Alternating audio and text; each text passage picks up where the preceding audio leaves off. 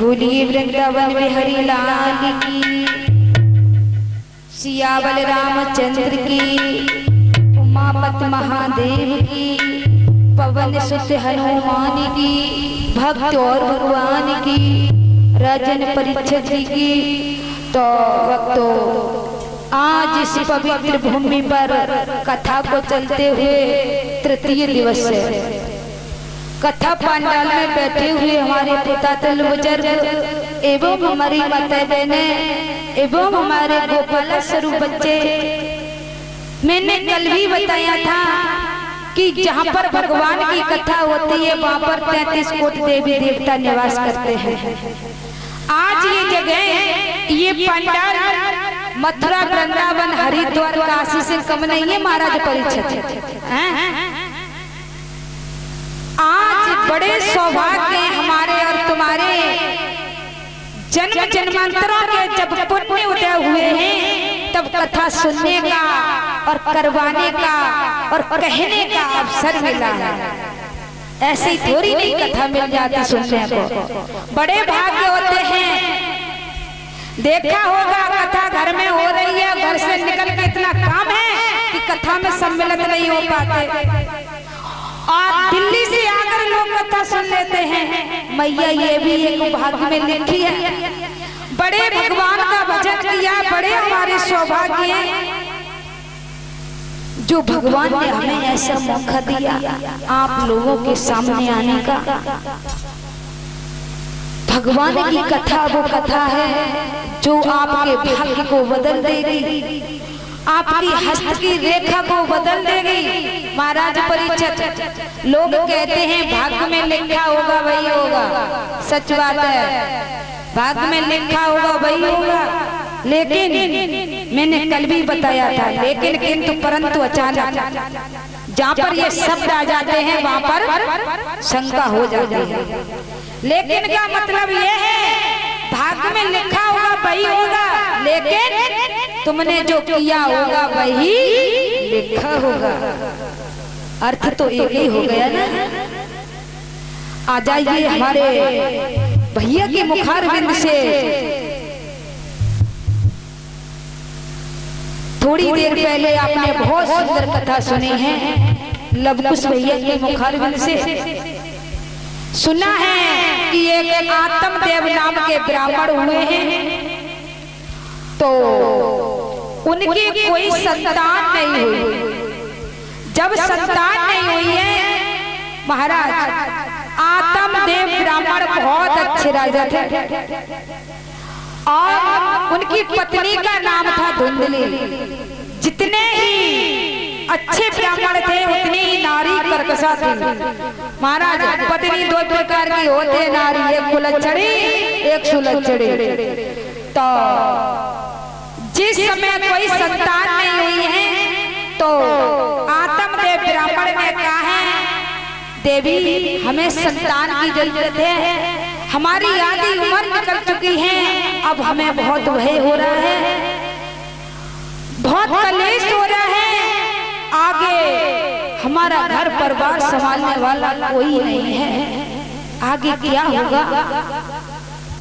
महाराज परीक्षित, जिस समय ऐसे वचन ब्राह्मण देवता ने कहे हैं तो रानी जो धुंधली थी उसने कह दिया, पिया हमें संतान की कोई जरूरत नहीं है। और मैंने ये भी सुना है कि संतान होने से नारी की सुंदरता छीड़ हो जाती है। मैं तो जिंदगी भर सुंदरता ही नहीं रहना चाहती हूँ, मैं अपनी सुंदरता बदलना नहीं चाहती हूँ, मैं तो ऐसे ही रहना चाहती हूँ। और हम पे ये बालक का पालन पोषण बहुत कुछ होता है, हमें बालक की जरूरत नहीं है। भैया समय धीमे धीमे धीमे धीमे अपनी रफ्तार से चलता रहा। आज आत्मदेव ब्राह्मण पर बुढ़ापा आ गया, मन में सोचा है संतान के बिना तो खुआरी है,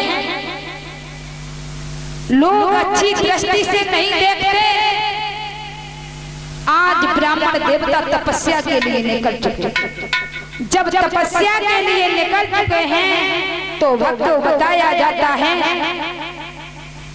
जिस समय ब्राह्मण देवता तपस्या के लिए निकले हैं, तो जिस समय नदी के किनारे पर पहुंचे हैं, तो बताया है एक ऋषिवर एक महात्मा जी मिल जाते हैं।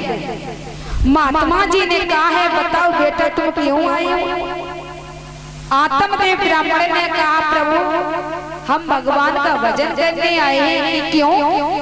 क्योंकि हम भजन करके एक पुत्र मांगेंगे प्रभु से, हमें एक पुत्र की जरूरत है। और महाराज परीक्षित पुत्र के प्यासे पिता आज ब्राह्मण देवता पर उस ऋषि के प्रवचन काम नहीं कर रहे। उन महात्मा जी ने कहा, बेटा तुझे शायद पता नहीं है, इस संसार में कोई किसी का नहीं है और तू पुत्र के लिए मरा जा रहा है। ये खुद का शरीर साथ नहीं जाएगा, ये खुद का शरीर, फिर पुत्र किसका हुआ? बेटा आराम से भगवान की भक्ति कर, क्या पुत्र वाले ही स्वर्ग में जाते हैं? बहुत समझाया, बहुत समझाया, लेकिन आत्मदेव ब्राह्मण की बुद्धि में कोई बात नहीं आई। उन्होंने कहा, प्रभु हम तो पुत्र के प्यासे हैं, और अब अगर आप हमें पुत्र के वरदान नहीं देंगे पुत्र होने का, तो हम तुम्हारे सामने आत्महत्या कर लेंगे। अब आफत आई भैया, दया करी तो आफत आई, और दया नहीं तो संत कसाई। दया करती तो आफत आई गई, समझाए दो तो आफत आई गई कि हमें अपने वरदान दो, नहीं तो मत जाइए, तुम्हारे सामने तुम्हें कलंक लग जाइए। और दया नहीं करते तो कहते हैं महात्मा नहीं, वो तो कसाई है। आफत तो दोनों तरफ से है।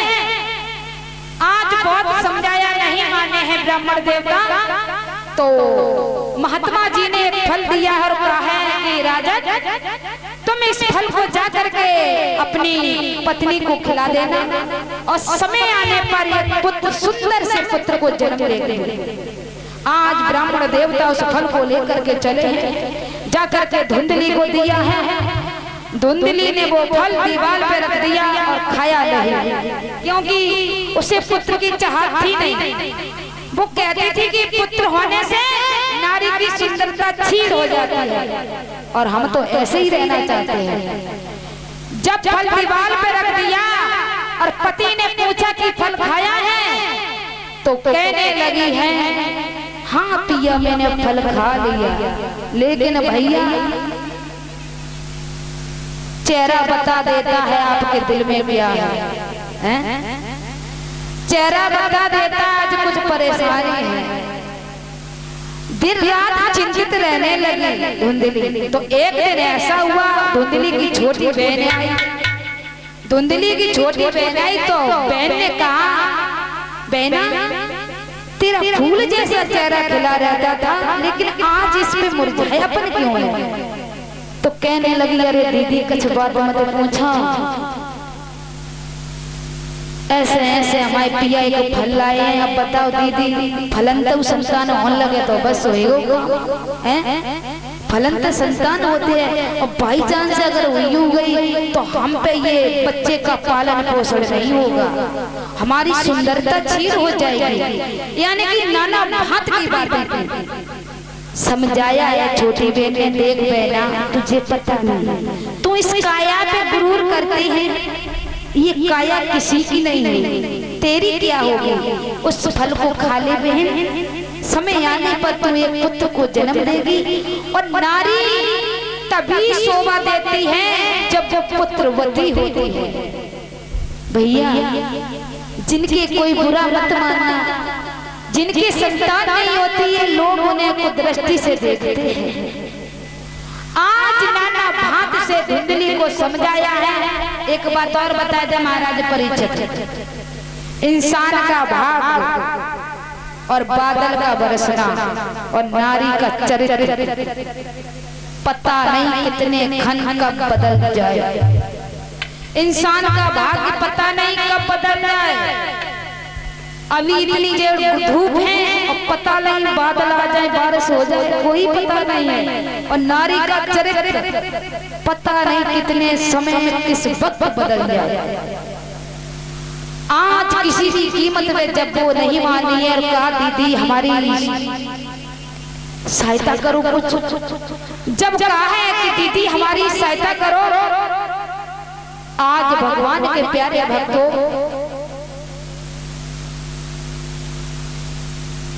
जिस समय सहायता के लिए कहा है तो बहन आज सहायता के लिए तैयार हो जाती है। कहा बहन अगर तू अच्छा नहीं मानती है तो चल हम तुझे बताते हैं, ये जो फल है ना ये गाय को खिला दे, परीक्षा भी हो जाएगी, देखें फलों से संतान होती है। और तेरा फल आया उतने ही समय से हम गर्भवती हैं, मैं गर्भवती हूँ, तो आने वाले समय में मैं अपना बच्चा तुझे दे दूंगी और ये सब फूल पट्टी बंद बनी रहेगी। अब बनी बात वही। इधर धुंधली ने अपने पति आत्मदेव से कहा है, पिया मैं गर्भवती हूँ और हमसे काम धंधा होता नहीं है, हम पे काम धंधा नहीं होता है, इसलिए हम अपनी बहन को अपने घर में रख लेते हैं काम कराने के लिए। भैया सीधे साधे ब्राह्मण बिन्ने गई, ठीक है दे रख ले, कहा जाने बेचारे। आज जिस समय धुंधली की बहन रही है तो इधर धीमे धीमे 9 मास बीते हैं, तो धुंधली की बहन ने एक बच्चे को जन्म दिया। जिस समय एक बच्चे को जन्म दिया है महाराज परीक्षित, इधर खबर मिली है आत्मदेव को, तो माल खजाना सोना चांदी लुटाने लगे खुशी के मारे। थोड़ी देर बाद खबर मिली है कि गाय ने एक बच्चे को जन्म दिया है, बछड़े को नहीं, बच्चे को, मनुष्याकार के बच्चे को जन्म दिया, इंसान को जन्म दिया। आज तो भैया आत्मदेव के भाग्य का ठिकाना नहीं रहा। आत्मदेव खुशी के मारे फूले नहीं समा रहे हैं।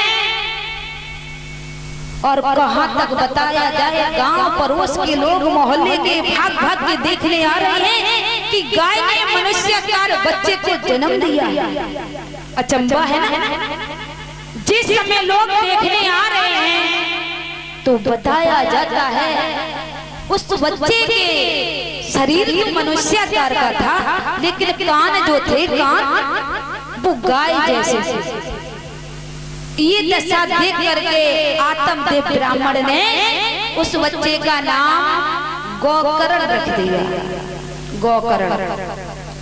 जिस समय गाय के बच्चे का नाम गोकर्ण और इधर धुंधली ने अपनी बहन के बच्चे को अपना बनाया, उसका नाम रखा धुंधकारी। जिस समय धुंधकारी भैया रखा है। एक बात और बताएं महाराज परीक्षित, जैसे को तैसा मिलना संभव है।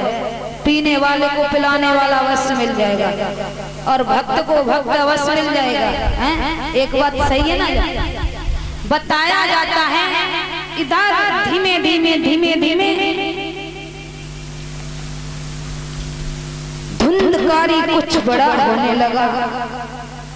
और एक बात और बताई है,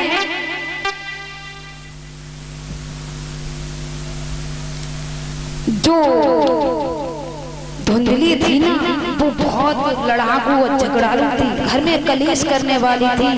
माता बहने आज दशा ये है, आज भी दशा है। कुछ हमारी बहनें और माताएं ऐसी हैं कि घर में हमेशा लड़ाई करती रहती हैं। पति चाहे कितना भी कमाए, कुछ भी करे, सुबह से शाम तक लगाई रही, लेकिन कुछ नहीं किया, कुछ नहीं किया। हमारे लिए ये नहीं लाए, हमारे लिए वो नहीं लाए, यानी कि उनमें दोष लगाना जरूरी है। ऐसे ही स्वभाव की एक, लेकिन भैया बुरा मत मानना, यहाँ पर कोई नहीं है, ये सब हमारे उधर है, यहाँ कोई नहीं है।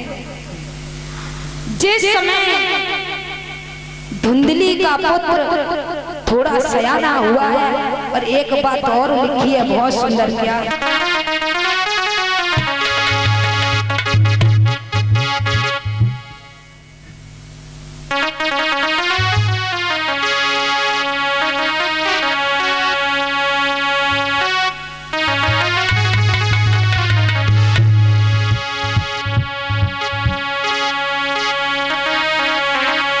और जाके जाके सत्य सने ताई मिले ना कछु संदेह।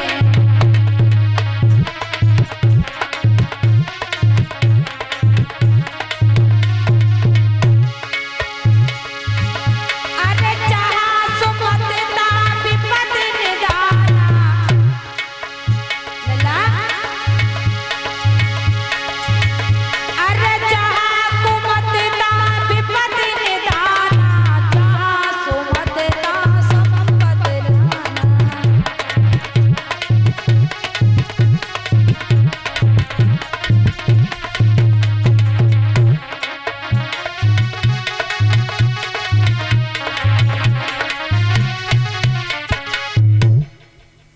जहाँ सुमत होती है, जहाँ शांति होती है, वहाँ भगवान निवास करते हैं। और जहाँ पर लड़ाई झगड़ा होती रहती है, वहाँ पर विपत्तियों के अलावा कुछ नहीं होता।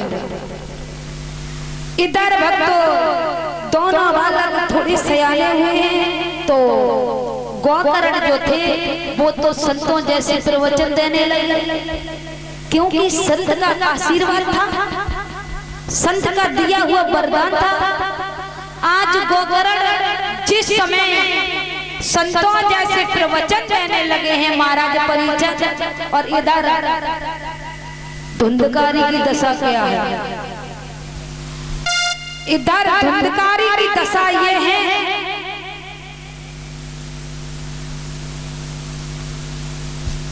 छोटे छोटे बच्चों को ले जाता है, किसी का सर काट लेता है, किसी को मार देता है, यानी कि अनेक अत्याचार करने लगा। जिस समय अनेक अत्याचार करने लगा है महाराज परीक्षित,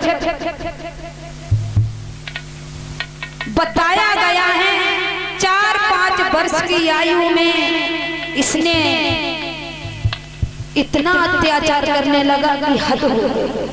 थोड़ा और सयाना हुआ, 6-7 वर्ष की उम्र जब उसकी हुई है, तो उसने मांस मछली खाना प्रारंभ कर दिया। भैया जैसा खाओगे अन्न वैसा होगा, राक्षस वाला भोजन करोगी तो राक्षसी बुद्धि आएगी। लेकिन धुंधली ने रोका नहीं, बच्चा चाहे कुछ भी करे, आज भी ये दशा है, लेकिन यहाँ नहीं। हमारी माता बहन अगर छोटा बच्चा गाली दे देना तो बड़ी खुश होती है। आज हमारी लला फलाने को गाली दे दे, और दिब्बा ये लला कह दिए, ऐसे पापा से कह दिए, ऐसे बुआ से कह दिए, अब बेटा गालियां देते जा रहा है। अब बताओ सिखाई तो तुम नहीं है, अब बड़े उठ देते।